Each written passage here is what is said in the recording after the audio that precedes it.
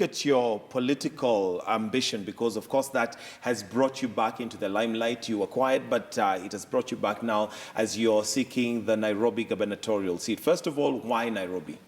Well, I've lived in Nairobi for the last 25 years, and I live here. This is my home. My home. Yeah. I mean, I grew up in Mombasa, but this is where I live. This is where I trade. This is where I do business. This is where I believe I'll retire, you know, in terms of my home. And this is the capital city. This is where it all happens. If we get it right in Nairobi, we'll get it right in the whole country. Do you really think you stand a chance in Nairobi? I think I stand an amazing chance. And that's probably the reason why they're not registering my political party. Because there's no reason in law why they shouldn't register Harambee Democratic Party, you know. And I've sought advice from very, very senior lawyers. And it's a shame. But they rejected it yesterday. Just recently. Yes, and I will go to the Court of Appeal. But the chances are I will be running as an independent. But I have thrown the challenge to all my fans and Kenyans on Twitter, give me a name. It's a bit too late to try and get a name and popularize a name and then also campaign for myself. So the chances are I will run as an independent. But if there is a name, I will build the name.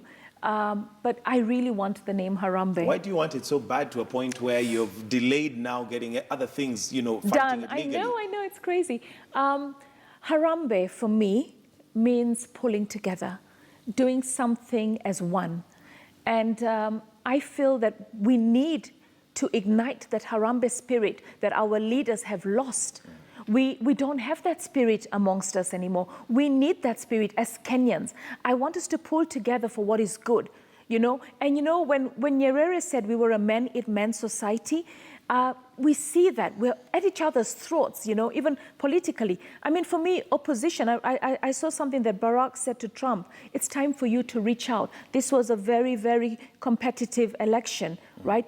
America is split into two equal halves. You've got to reach out. The onus is on you to reach out. And this is where I think the Jubilee government failed. We've been continuously fighting, you know, or resisting to embrace the opposition leaders and listen to them.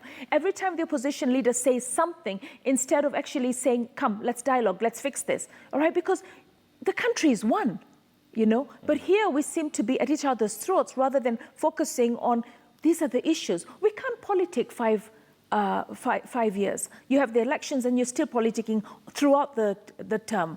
And I feel that the opposition is so important in any country, all right, because that's what gives you checks and balances. So why not